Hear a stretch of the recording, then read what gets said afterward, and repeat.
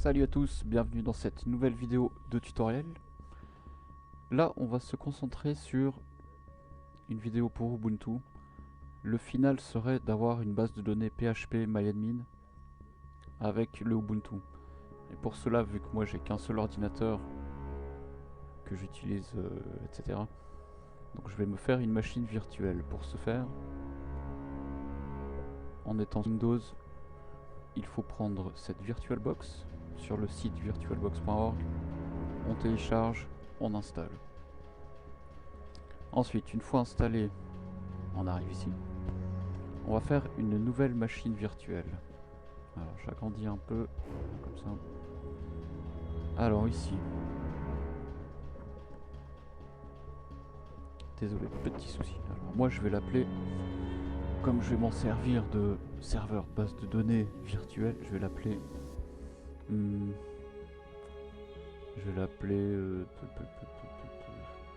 vais l'appeler base de données BDD Ubuntu. Voilà, là avec un nom pareil je pourrais pas me tromper. Ensuite ma machine, moi je suis sous Windows en version 10.64 bits. Ensuite la taille de la mémoire vive que je vais donner à cette machine. Moi j'ai 8 Go disponibles, mais pour un serveur, il recommande 2 Go. Je voulais mettre 1 Go, mais ok, 2 Go 40. Donc le minimum ça ira très bien. Ouais, bon. La taille de l'espace que je vais lui donner. C'est pas encore. Alors, ici on crée un disque dur virtuel. Okay, comme ça. Ici on laisse comme ça. Dynamiquement alloué. Alors, 32 Go minimum, hein, il conseillait, mais moi je vais lui mettre 100 Go, histoire d'être... Bon, 50 Go sera large.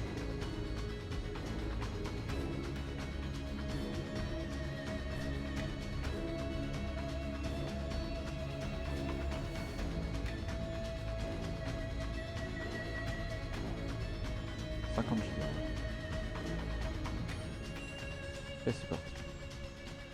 Très bien, ici. Alors déjà, pour la configuration, je vais faire ça tout de suite car pour pouvoir me connecter avec le serveur virtuel, il faudra aller dans le réseau. La carte, ok. Il ne faudra pas mettre un NAT ni un accès partout. Alors ça, on peut le faire directement.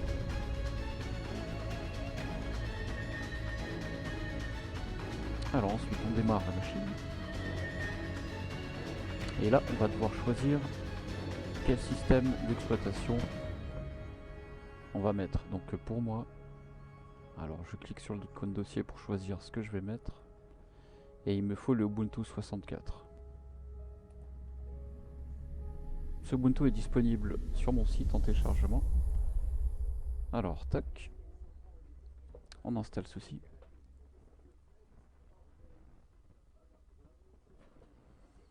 Alors je vais essayer d'arranger un peu la disposition des trucs.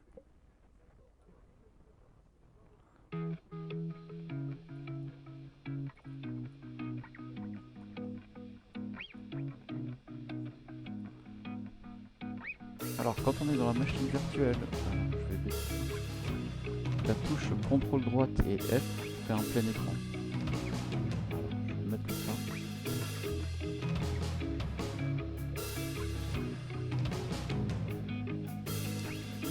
Et là, on va virtualiser un Ubuntu 64 bits.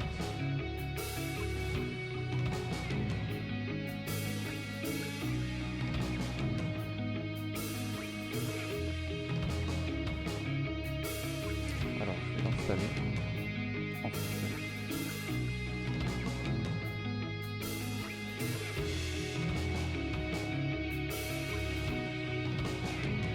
Alors, on part après. Le secteur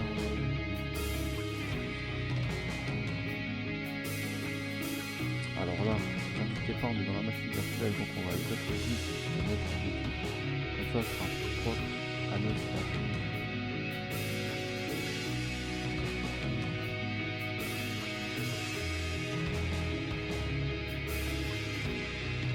Là, dans une précédente vidéo, j'avais expliqué le truc de NTFS pour Windows. Et là, on a vu que le format de fichier ici, c'est ext4. Donc voilà, ça va pas du tout pour un Windows. Alors là, Duric pour moi, c'est bon.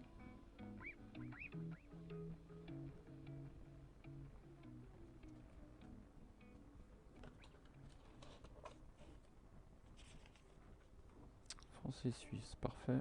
Alors, je vais juste vérifier. Ouais, non, ça va pas du tout. Il le prend pas. En clavier suisse.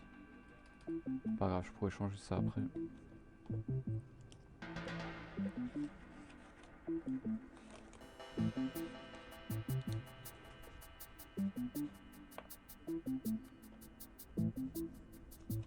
Alors j'avais déjà préparé mes passes normalement.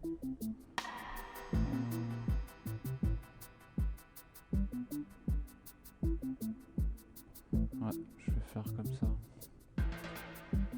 Alors mon nom, ce sera ça. Nom de l'ordinateur. Comme ça. Un mot de passe. Il n'y a pas vraiment de risque pour de contenu sensible, donc moi ce sera un mot de passe de merde.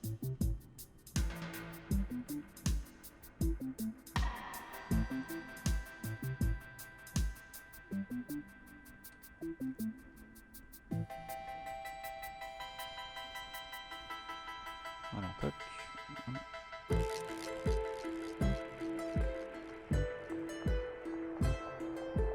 Parfait. Alors, un petit échappe sous l'écran. Et je reprends la vidéo une fois que ce sera tout installé. Bien, donc voilà pour la suite. L'installation est terminée, on redémarre la machine. Alors si ça prend un peu de temps, normalement je pense pas, ça va être direct.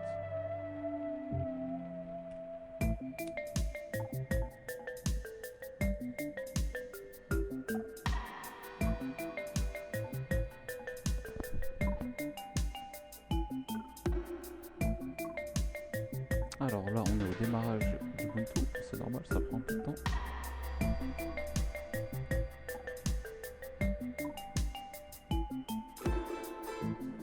Alors j'aimerais bien l'agrandir plus, voilà, là c'est pas mal. Voilà, là c'est bien. Alors on entre le mot de passe qu'on a mis avant.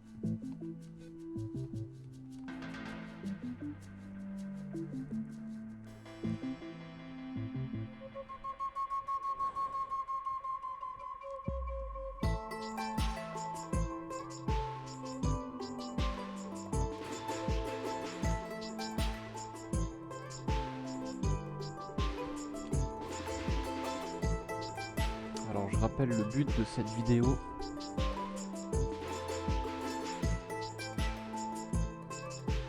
C'est de créer une base de données et d'utiliser une machine virtuelle. Mais si vous avez un ordinateur exprès pour Ubuntu, il n'y a pas besoin de machine virtuelle. Le système reste le même. Alors là on va chercher le terminal. On va le foutre en raccourci.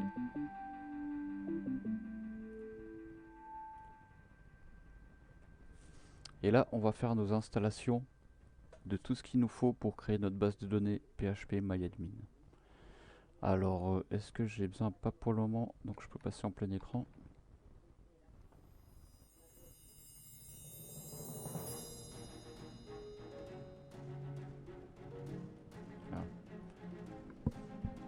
Alors, pour installer une application, il faut passer en mode route du terminal sur Ubuntu. Hein. Ça se passe comme ça en fait.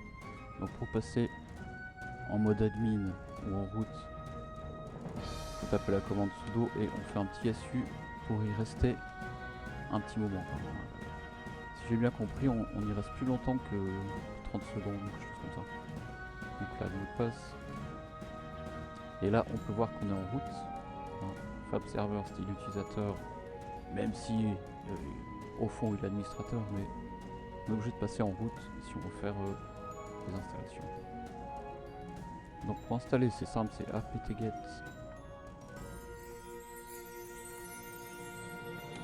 install, et on va commencer par installer Apache 2.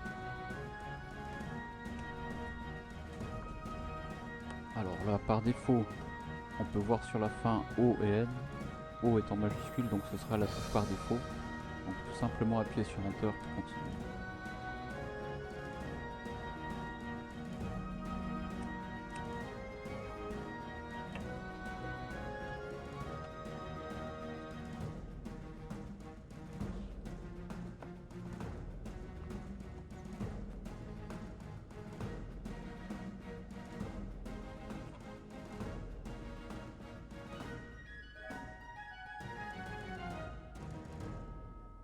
Ok, ça c'est fait. Prochaine installation. Alors, si on appuie sur les flèches, on peut récupérer nos anciennes commandes qu'on fait. Bon, pour le moment, j'en ai qu'une, donc c'est facile. Alors, installe. Prochain truc à installer, c'est MySQL Server. Serveur. Hop. Et comme avant, le O en majuscule sera par défaut, donc oui. Je pourrais mettre N, donc non. Je peux aussi écrire O et Enter.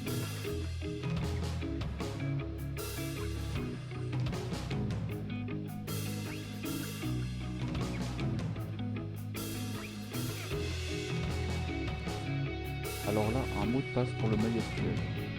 Vite une parenthèse, car si on utilise tout un logiciel comme Workbench par exemple, lui ne passera pas par Apache pour 80. Il passera pour 3036. Donc là, c'est vraiment un mot de passe pour le MySQL à noter.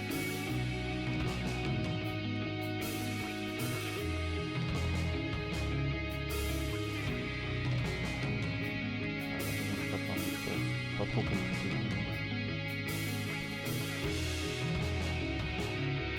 C'est important, tout le monde le dit, hein, il faut de l'informatique, dans leur mots de passe, c'est super compliqué.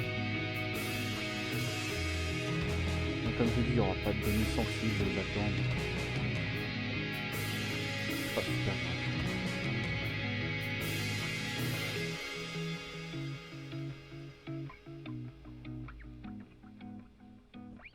Alors, il travaille. Après, il nous restera un dernier truc à installer. Voilà. C'est le PHP MyAdmin.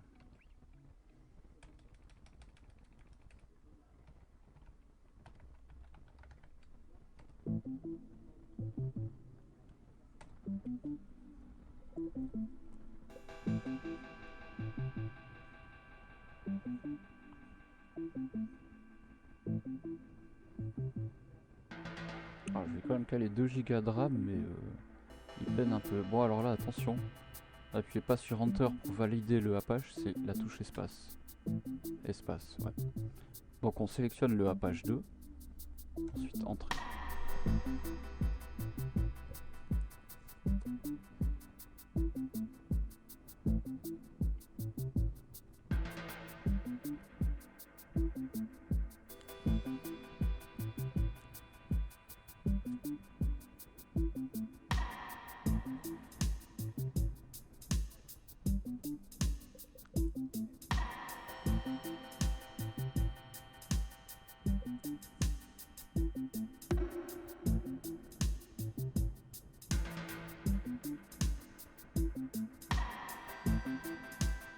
Alors là, il me semble que ça arrive gentiment au bout.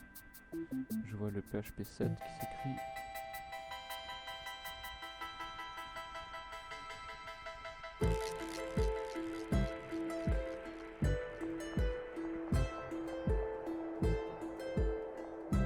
Alors ici, configuration de PHP. Faut-il configurer la base de données PHP avec dbconfig config.-command? Oui. Alors là c'est le mot de passe d'avant, hein, attention. C'est le mot de passe sur le deuxième programme MySQL qu'on a installé, donc si vous l'avez noté, il n'y a pas de souci. Et là, il faut le mot de passe pour qu'ils communiquent entre eux. Et là, c'est pour le PHP MyAdmin, ce sera le mot de passe du PHP et non du MySQL.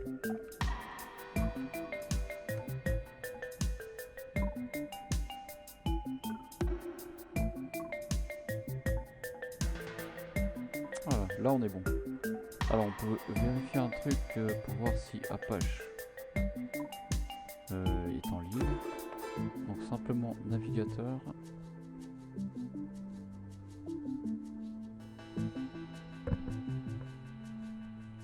Les 2 Go de RAM je les sens pas. Hein.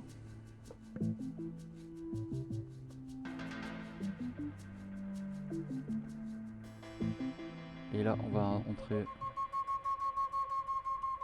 On va voir si le Apache est activé. Donc on pourrait taper comment ça s'appelle. C'est localhost.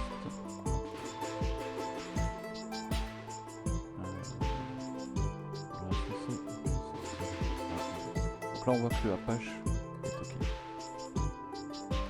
Je vais juste baisser un peu tout ça. Je quitte le plein écran. Voilà. Et je vais voir si depuis Windows je peux communiquer avec la machine virtuelle.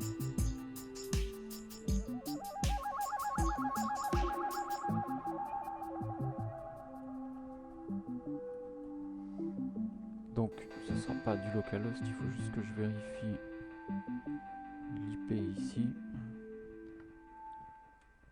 C'est IP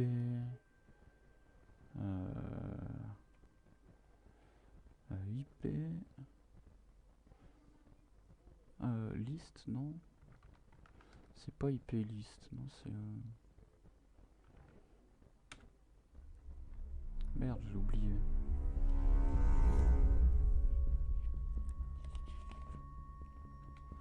Est-ce qu'il me propose des trucs avec l'IP? Ah, c'est IP adresse, voilà. Alors IP add simplement suffira. Voilà, donc ici on peut voir le inet. L'adresse de la machine locale c'est 178.55. Donc je vais essayer d'y entrer depuis mon navigateur. Alors 192, 168.54. Juste que je change le dernier. Voilà, on voit qu'il communique. Donc là il n'y a pas de souci. Maintenant je vais vous montrer que depuis le workbench ça ira pas du tout. Et ça c'est un problème qui va être réglé. La vidéo devrait durer encore 5 minutes.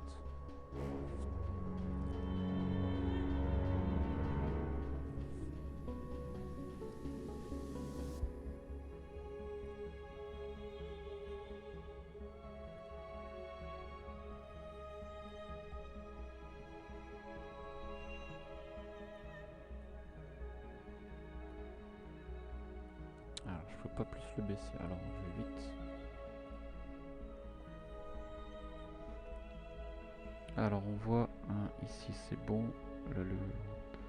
Je vais intégrer le mot de passe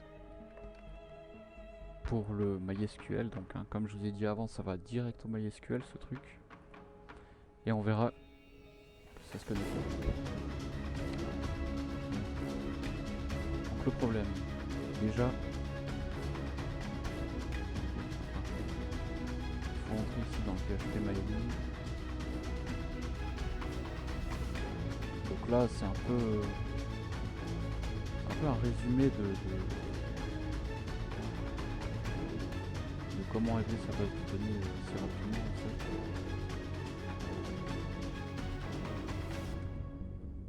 Première des choses c'est ici, alors pas besoin de sauver, hein. C'est dans les comptes utilisateurs. Il faut que le root ou un autre utilisateur, par exemple le Fab, il faut changer ses privilèges de connexion ici. Il faut pas mettre local mais tout client sur le pourcentage qui s'affiche direct.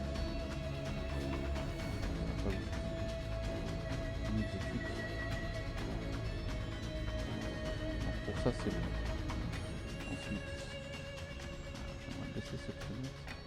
ensuite ça se passe ici. Il faut changer un petit fichier, donc CD pour Client Directory, on va le visiter un peu. Moi je connais les... ça se passe dans ETC. Je sais pas comment MySQL. On voit ce qu'il nous donne comme fichier ici. Ensuite il faut qu'on se balade dans le MySQL.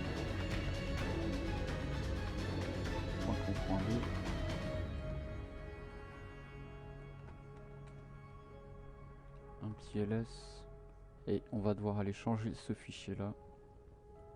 Vraiment pas grand chose en fait, donc chacun utilise son truc. Moi j'ai appris avec ça, donc le nano mysqld.cnf.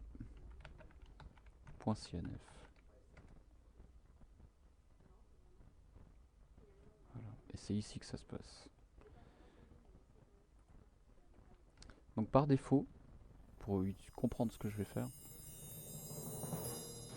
c'est que le MySQL écoute que la machine intérieure. C'est pour ça que Apache 2 est utile, car lui il écoute ailleurs en fait. Mais si on veut directement dans le MySQL, on doit juste mettre cette ligne simplement comme ça avec un petit hashtag en commentaire, ce qui fait que ça lui évitera d'écouter que l'adresse locale. Ça c'est le localhost.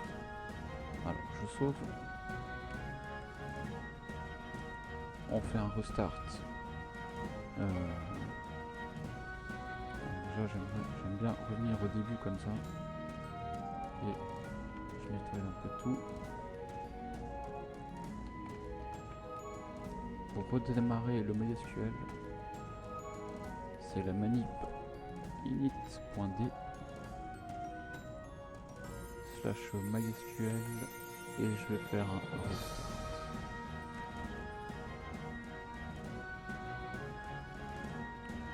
Ok. Ensuite c'était celle-ci. Non, c'était le workbench. Donc là je vais juste renommer car c'est pas le portable base de données, c'est base de données virtuelle plutôt. Voilà. Une base de données donc LLD. Le port c'est bon, là, ça doit être bon. Et en principe je devrais pouvoir y entrer.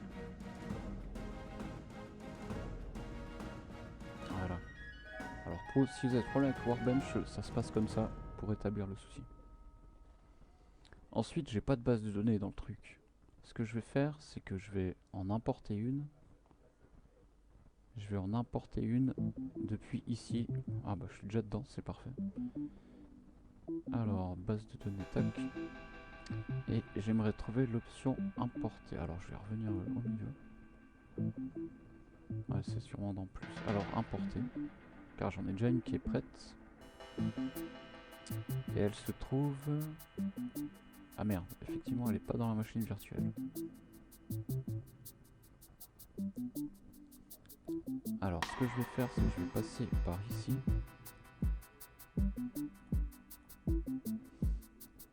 Alors on verra, j'ai jamais testé si on peut se connecter deux mêmes utilisateurs en même temps. Alors on va tester ça tout de suite.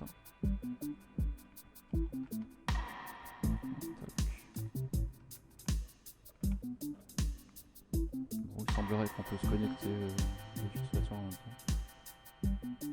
Alors je vais l'importer depuis là. Et elle se trouve... Où c'est qu'elle se trouve déjà? Et voilà. Petite base de données de Suisse Loto. On laisse tout par défaut.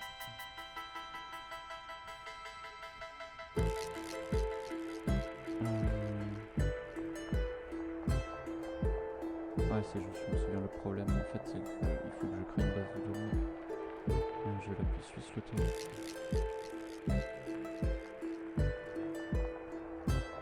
Interclassement. Bon, je touche rien car je suis pas sûr. Je crois que j'ai fait une erreur en fait dans la base de données que je vais importer.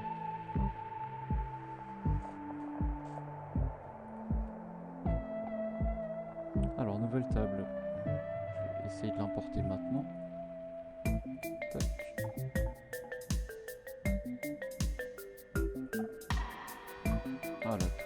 fait et ma table est ici. Donc on peut voir, j'ai fait une table pour Suisse Photo. Alors pour l'importation c'est ok, donc je me déco du navigateur Windows. Allez hop tac. Et je vais actualiser sur mon serveur virtuel.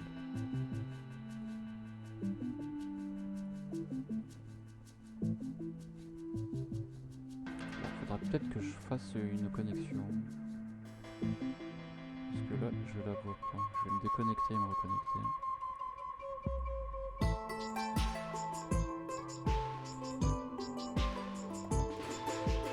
Ah là effectivement, juste une déco repos. Et on peut constater, je peux constater qu'on peut se connecter.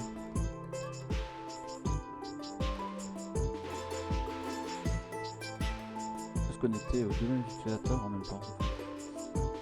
Donc voilà, il me semble que j'ai un peu fait le tour pour cette vidéo.